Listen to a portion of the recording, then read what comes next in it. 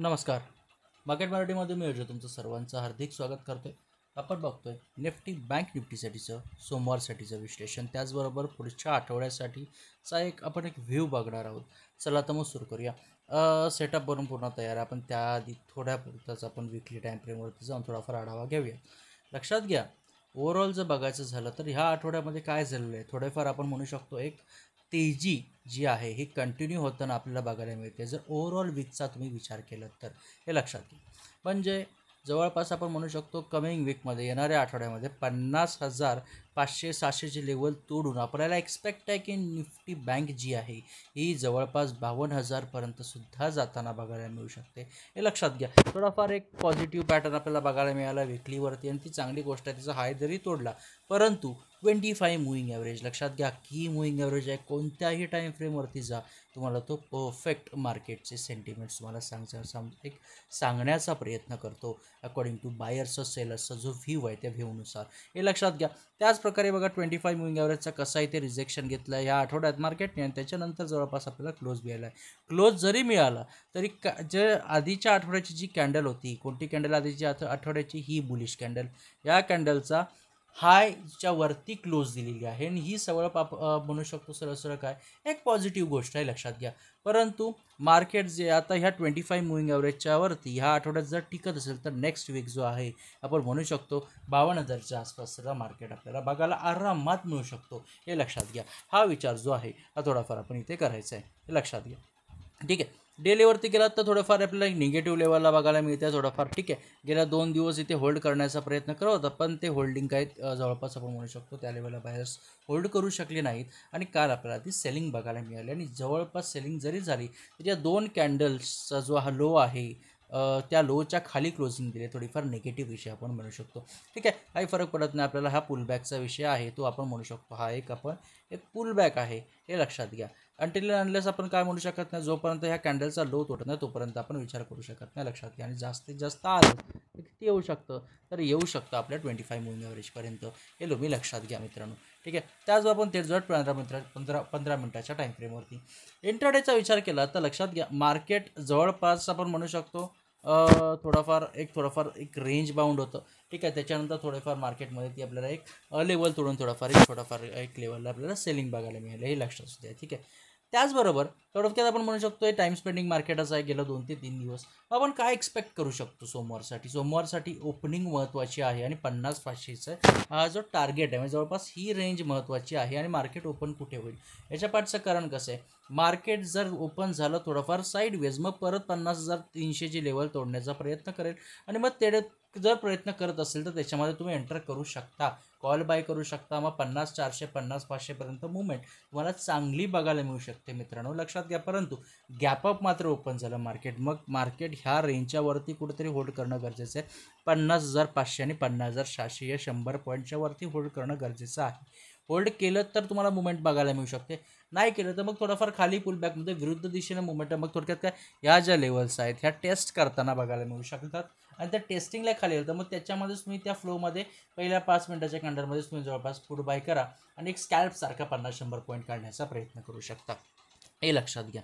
ठीक आहे. सेलिंगचा विषय काय करू शकतात, सेलिंगचा विषय आपला मेन 50,000ची रेंज, ती म्हणजे ही ज्या रेंजच्या वर खाली गेलं पण टिकलं नाही, शेवटी त्याच्यावरती क्लोज दिली, एक चांगली पॉझिटिव्ह गोष्ट म्हणू शकतो. परंतु जर शेवटची 15 मिनिटाची कॅन्डल तुम्ही जर बघितलात, ही कॅन्डल इनडिसिजन झालेली आहे हे लक्षात घ्या. मग त्यावरून आपल्याला समजते थोडाफार डिसिजन मेकिंगचा विषय आहे. ठीक आहे. मग 50,000च्या खाली जवळपास रेंज कोणते ही याच्या खाली कुठेतरी मार्केट होल्ड करत असेल तर डेफिनेटली सेल करू शकता का. खरं सांगायचं असेल तर पहिल्या 15 मिनिटात जर तिथे ओपन खाली आलं तर डेफिनेटली सेल करा.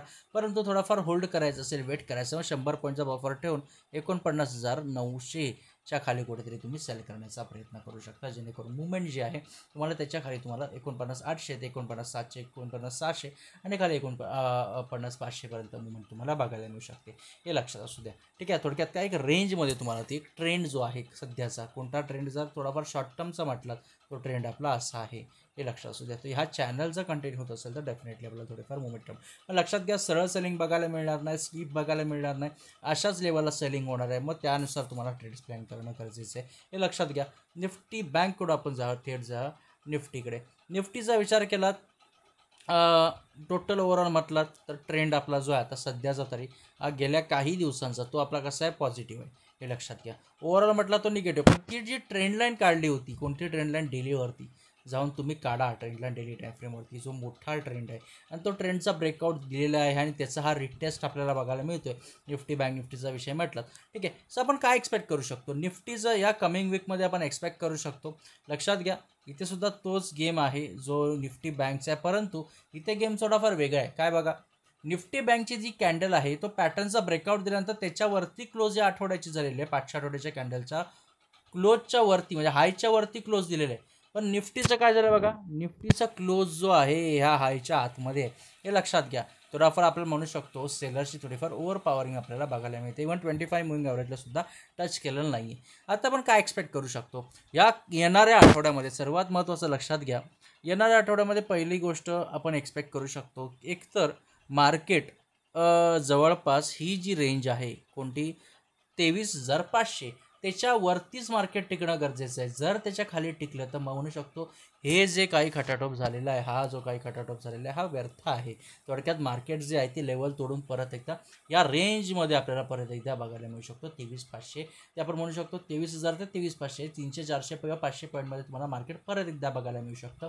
परंतु जर 23,500ची रेंज जी आहे जी आता सपोर्ट रेंज आहे जिथे 25 मुव्हिंग ॲव्हरेजसुद्धा बघायला मिळते बघा कुठे, हा बघा 25 मुव्हिंग ॲव्हरेज आपला लाडका, ठीक आहे. पण तिथपर्यंत जे मार्केट येत असेल तर लक्षात घ्या ती एक चांगली सपोर्ट रेंज आहे. तो ह्या आठवड्यात ती कशी डिफेंड करेल मार्केट ते आपल्याला बघणं गरजेचं आहे. जे बायर्स कसे डिफेंड करतील त्या लेवलच्या आसपास, ठीक आहे. परंतु जर सेलर्सला ती लेवल तोडण्यात सक्सेस मिळाला तर मग मुवमेंट तुम्हाला चांगली एकतर्फी बघायला मिळू शकते. परंतु जर सपोर्ट घेतला आहे त्या मार्केटने 23,500च्या आसपास, मग थोडंफार आपल्याला एक चांगली पॉझिटिव्ह कॅन्डल बघणं गरजेचं आहे. त्यावर सोमवारी तुम्हाला एका दिवसात जवळपास सोमवारी जी आहे हे तुम्हाला समजेल मार्केट कोणत्या दिशेने लेवल तोडते आणि कोणत्या दिशेने तुम्हाला एक मोमेंटम जी आहे हे एक्सपेक्टेड तुम्हाला बघायला मिळते, हे तुम्ही लक्षात घ्या. त्याचबरोबर त्याच्यानंतर एक सर्वात महत्त्वाचा विषय म्हणजे इंट्राडेचा विचार केला तर इंट्राडेला बाईंगचा रेंज जे आहे 23,600-700चा विषय म्हणू शकतो. थोडक्यात काय 23,600 आणि 23,700 100 पॉईंट आहे, थोडेफार पार होऊ देत मार्केटला. बाईंगसाठी तुम्हाला फार वेट करावं लागेल. 23,700चे लेवल तोडेल तेव्हाच बाईंगसाठी एंट्री करा, हे लक्षात घ्या. सेलिंगची रेंज आहे ती 23,450च्या खाली सेल करा, याच्या खाली होल्ड करता स्पूट बाय करा, मुवमेंट तुम्हाला चांगले बघायला मिळू शकते. परंतु जर त्या रेंजच्या मध्येच जर थांबलात तर मग कसा विषय होईल, मग तिथे तुम्हाला थोडा व्हॉलॅटिलिटी बघायला मिळू शकते. मग जर रेंज बाउंडच ह्याच रेंजमध्ये मार्केट राहिलं जसं आता इथे बघायला मिळते, मग इथे ट्रेड कसा करायचा आहे? 3 मिनिटाच्या 2 मिनिटाच्या किंवा जास्तीत जास्त 1 मिनिटावरती जा आणि सेल हाय आणि बाय लो ही स्ट्रॅटेजी वापरा, किंवा एक सिंपल सुपर ट्रेंड जरी वापरलात ना छोट्या टाईम फ्रेमवरती तरी तुम्हाला ते छोटे मुवमेंट ज्या 30-40-50 पॉईंट जरी काढलात तरी मस्त प्रॉफिट निघून जाऊ शकतं. समजलं असेल तर लाईक कमेंट चॅनलला सबस्क्राईब करा, बेल आयकॉन दाबा जेणेकरून पूर्ण अपडेट्स तुमच्यापर्यंत पोहोचतील. माझ्या मते इथे तुमची मी रजा घेतो मित्रांनो. धन्यवाद.